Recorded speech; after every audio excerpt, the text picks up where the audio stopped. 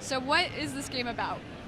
This game is my answer to a semi-casual fighter with a somewhat competitive edge in its timing, and also it is a game where I took everything that I loved about every fighting game from the 90s I played and threw it into a bucket and shook it up very violently and then poured out something awesome.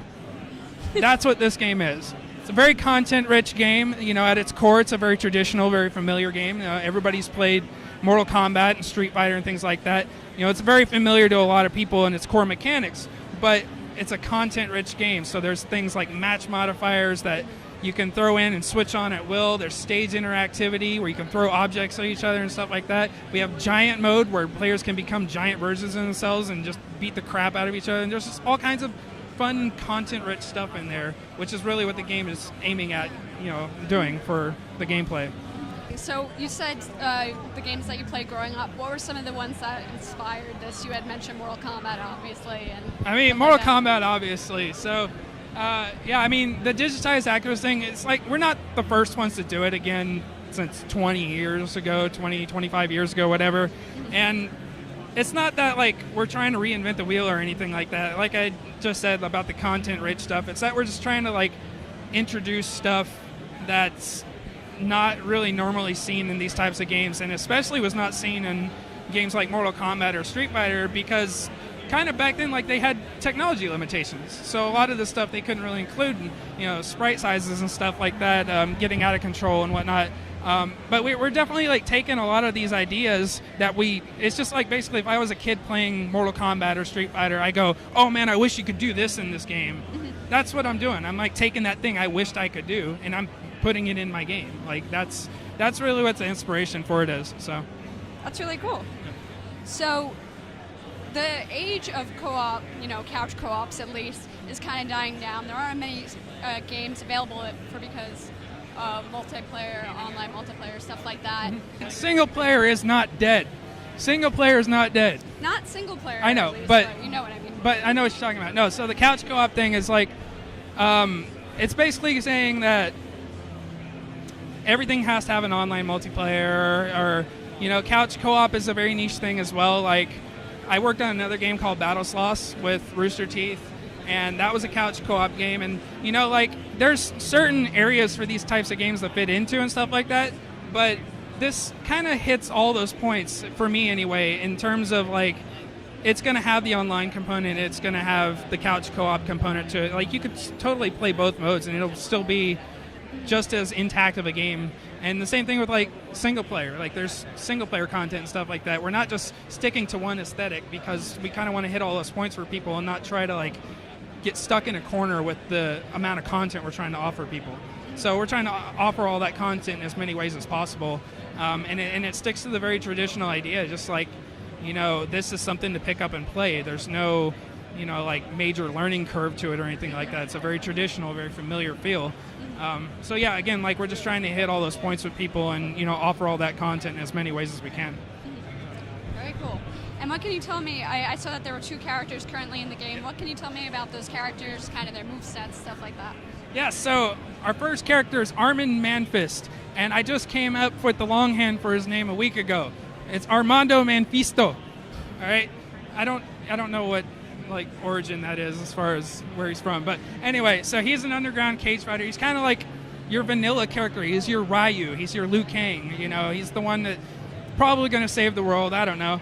But yeah, and just like we have him, we have our ninja team characters, which is obvious homage to the ninjas from Mortal Kombat. They're all different colors, they all different personalities, but instead of throwing projectiles, they throw each other, because the power of friendship, and just like, just different stuff like that. It's kind of satirical, like it's not trying to take itself too seriously.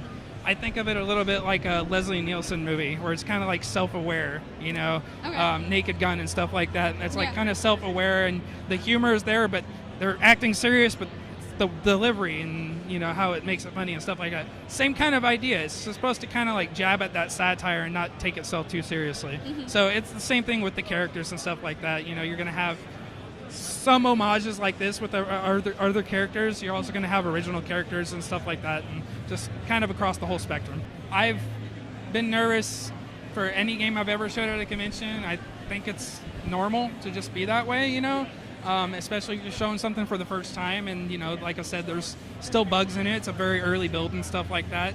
And showing stuff like that and just getting the reaction we've gotten so far has just honestly been amazing, because, like, people get it.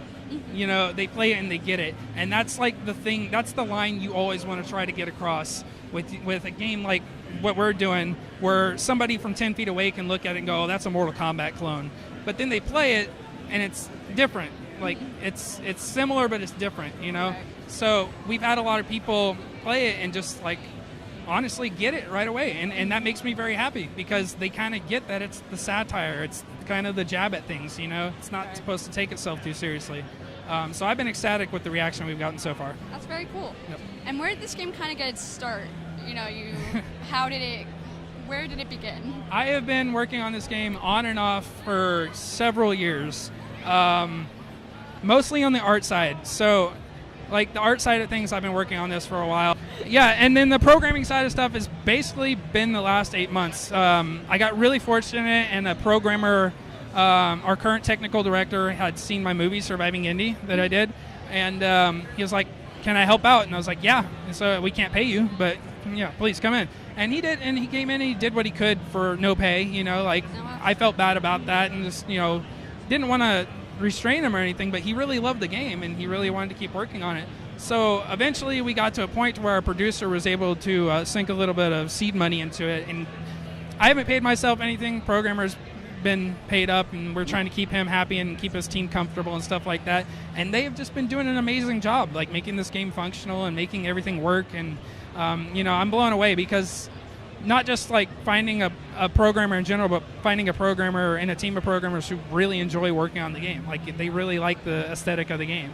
So I couldn't ask for more. Yeah, definitely. So. Now, you had mentioned the bugs. What were some of the biggest obstacles for you when you were making this game? What were some of the hardships? So, green screen is way harder than anybody wants to give it credit for. There are so much trial and error I went through with the green screen, shooting the characters for this. Me and a close friend of mine shot ourselves as the characters, because we're an indie operation. We couldn't afford actors. So it's just like, put ourselves in the game, whatever. I actually play the ninja characters in the game. So that's me in the costume up there. And, you know, it's just so many nuances to it. Stuff like, we were using a green screen curtain. So stuff like getting the curtain bunched up in your leg whenever you're doing, like, a spin kick and stuff like that. Right. You know, when you're trying to key that out in Premiere Pro, which is what we use for our video editing, you know, like, you key that stuff out and all of a sudden you have this giant slope cut out of your foot because that's where the curtain got bunched up or something like that. There's stuff like light spill reflecting from the green screen that gets on your skin, and so that gets keyed out too, and it creates all these weird fuzzies and just bad quality crap, you know? So I've learned so much just from the green screen process alone, because from the outset, green screen just looks like a really cut and dry, simple thing to do, but it's so dependent on so many little factors that you don't think about, especially when you're shooting a game like this. Right. There's just so many little things involved. So, Okay. it's an 8-hour shoot for, you know, most people like myself to do. So it's a lot of physicality. I'm in a freaking ninja suit, so I'm, like, sweating crazily after being in that for a while. But then again, we were also shooting in a garage in July in Kansas. Why a garage? Because that's all we could get. All right. That's It was fair. a friend's garage. All right. Is there anything else you want to tell the audience about this game? Does it have a date? What are your plans for it? We are a not very well funded indie dev team, and we're doing the best we can. We have a Kickstarter live right now that you can go to and get some really awesome rewards. And yeah, so that's a thing that's going on, and there's a lot of awesome stuff associated with it. We got some celebrity guest fighters that we're going to announce. The ink's still drying on the contract, so hopefully by the time we start. So just a lot of awesome stuff, a lot of people contributing music, a lot of, you know, like well-known names and stuff getting tracks in the game. We just have all kinds of prospects going for it. It's going to be awesome when we launch it, and hopefully if that funds, Q3 next year is when we'll release. All right, awesome.